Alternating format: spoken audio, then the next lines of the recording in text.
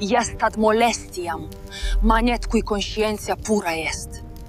Imagine que tem um prêmio de $1 milhão na mesa. Dinheiro de verdade.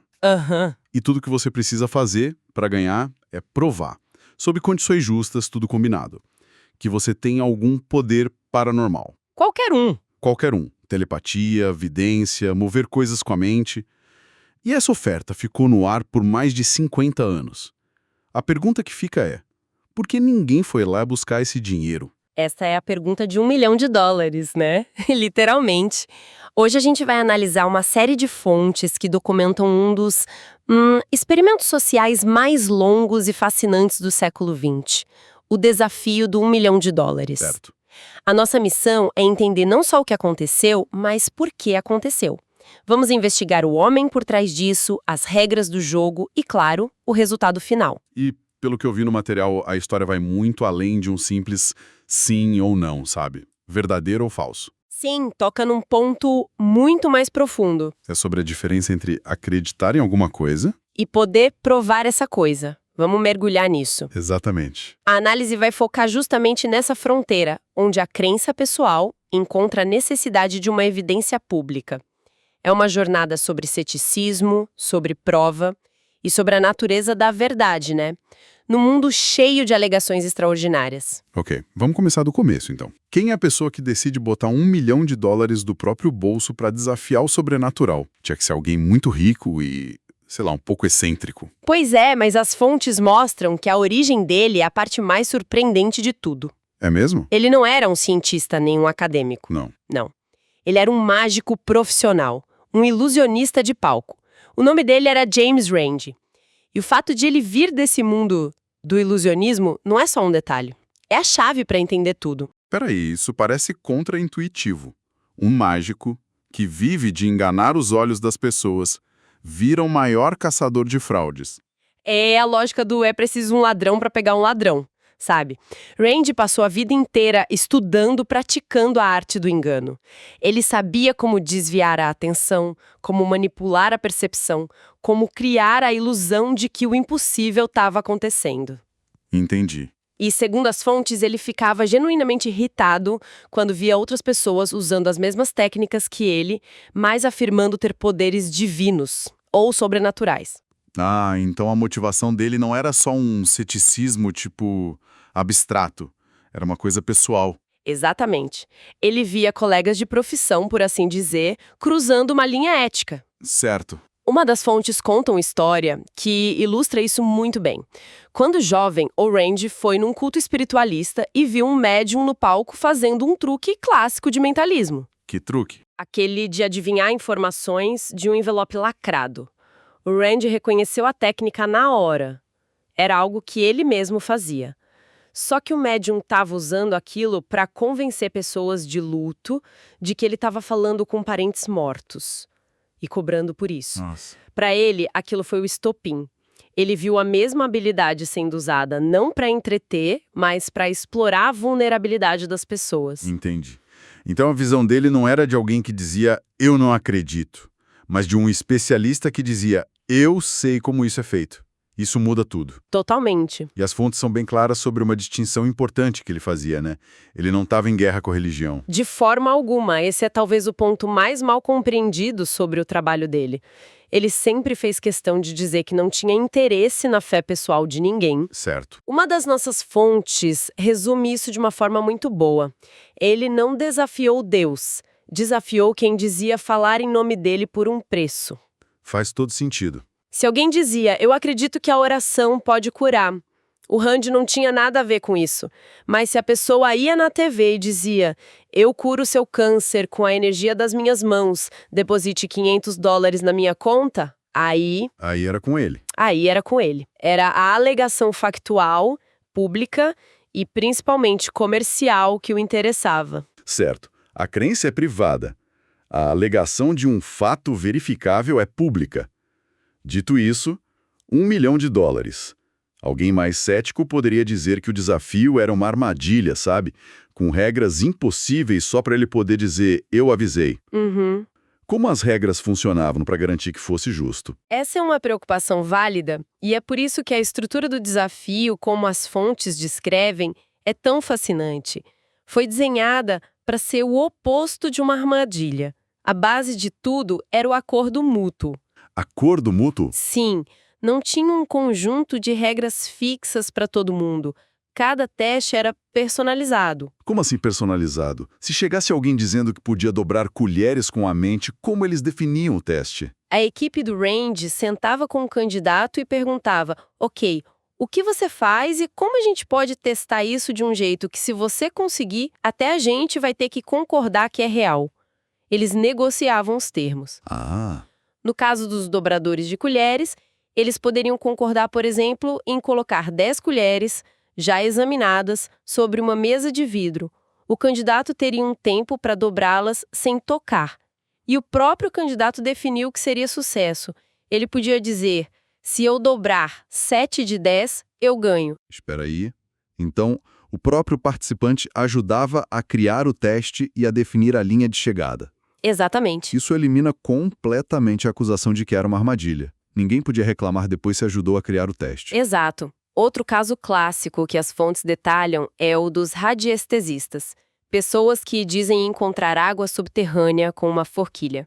Sei. Num teste famoso, eles demarcaram uma área com 10 canos enterrados, idênticos por fora. A equipe, junto com o radiestesista, decidiu aleatoriamente por quais canos a água passaria. E aí? Aí o candidato tinha que identificar, digamos, 8 dos 10 canos com água. As condições eram controladas para eliminar a sorte, e o candidato concordava antes que aquele seria um teste justo e definitivo do seu poder. Com um processo tão justo e um prêmio tão grande, imagino que a fila de candidatos era enorme. Quem eram as pessoas que tentavam? Eram centenas de dezenas de países ao longo de mais de 50 anos. As fontes descrevem um verdadeiro catálogo do paranormal, sabe? Tipo o quê? Tinha astrólogos que diziam identificar o signo de uma pessoa só pela personalidade, médiums que falavam com os mortos, curandeiros que faziam cirurgias psíquicas. Eu li sobre essas cirurgias. A alegação era que eles tiravam tumores do corpo de uma pessoa sem fazer corte, só com as mãos. Parecia um milagre. Sim, até que o Rand, usando seu conhecimento de prestidigitação, demonstrou como o truque era feito. O cirurgião escondia na mão uma bolsinha com miúdos de frango ou sangue animal. Ah, não. E durante a operação, ele pressionava a barriga do paciente e exprimia a bolsa. Parecia que ele estava tirando tecido doente do corpo. Era puro teatro. E foram pessoas assim que ele desafiou.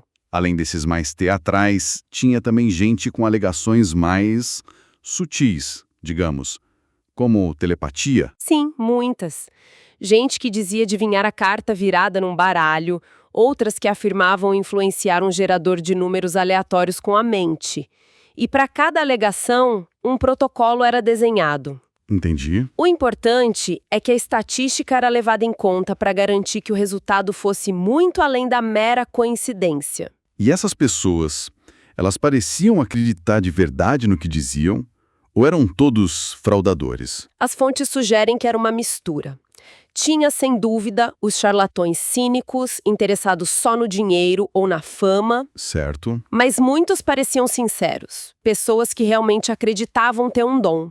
Elas confundiam intuição, coincidência ou auto-engano com um poder real.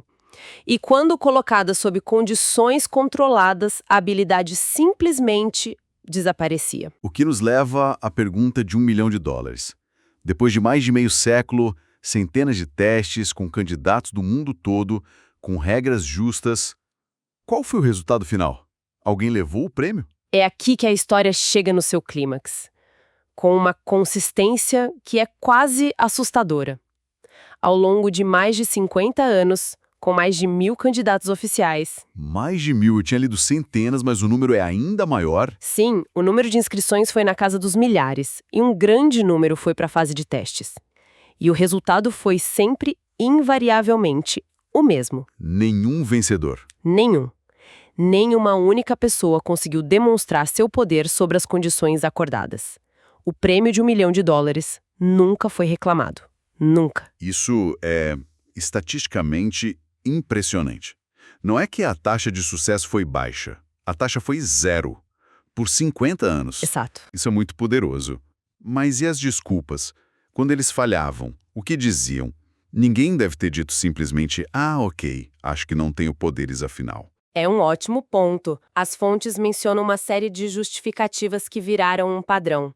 A mais comum era que a energia cética dos observadores, ou a pressão do teste, bloqueavam os poderes. Ah, claro. Diziam que o paranormal é tímido, sabe? Não se manifesta sob demanda ou num laboratório. O que é uma justificativa muito conveniente.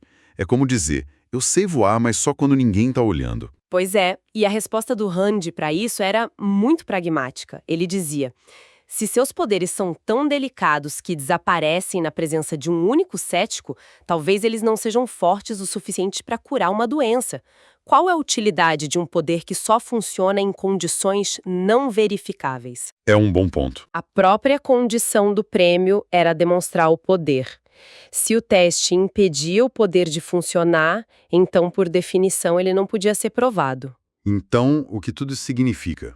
Se a gente olha para essa montanha de dados, essa falha consistente por décadas, a conclusão parece óbvia.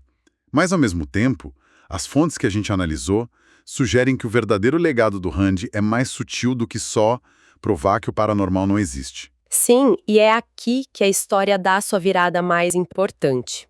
Porque se o objetivo fosse só destruir a fé das pessoas, o projeto teria sido um fracasso.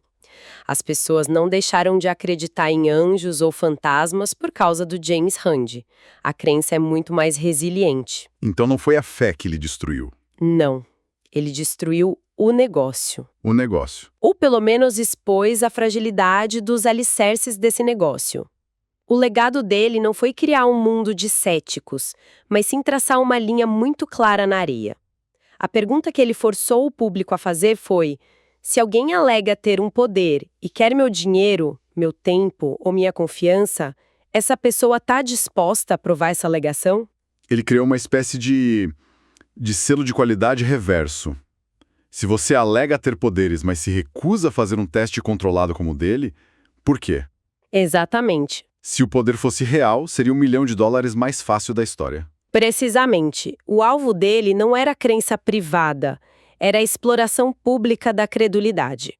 O televangelista que vendia água benta milagrosa, o vidente que cobrava fortunas por conselhos. O foco era onde a alegação paranormal se cruzava com o comércio e o poder. A solução que ele propôs não era você acredita nisso, mas sim, isso pode ser demonstrado. Ele mudou a pergunta de uma questão de fé para uma questão de evidência. E ao manter o cofre de $1 milhão visivelmente fechado por tanto tempo, ele criou um argumento silencioso, mas ensurdecedor. Um argumento que dizia: se esses poderes fossem reais, com tanto dinheiro, fama e validação em jogo, alguém em algum lugar do mundo, em 50 anos, já teria aparecido para provar. O fato de ninguém ter conseguido é o dado mais eloquente de todo o experimento. Recapitulando então, a gente analisou a história de um mágico profissional que, justamente por entender os segredos do engano, lançou um desafio ao mundo. Um desafio simples, transparente, com um prêmio que mudaria a vida de qualquer um. Vimos que esse desafio atraiu mais de 1.000 candidatos, com as mais diversas alegações, e que foi estruturado de forma justa, com regras definidas com os próprios participantes. E o mais importante, Vimos que o resultado, ao longo de mais de meio século, foi um zero absoluto. e que o legado final não foi um ataque à fé, mas sim uma defesa contra a fraude, expondo o negócio que se aproveita da esperança das pessoas. O que nos deixa, no final desta análise, com uma reflexão. Uma pergunta que as nossas fontes nos inspiram a fazer e que vai muito além de James Rand ou de Colheres Tortas. É uma pergunta sobre nós mesmos, sobre como a gente navega o mundo e o que aceitamos como verdade. O que acontece com uma certeza quando ela é colocada à prova. O ponto cego é para causar desconforto. Fica quem tem consciência limpa.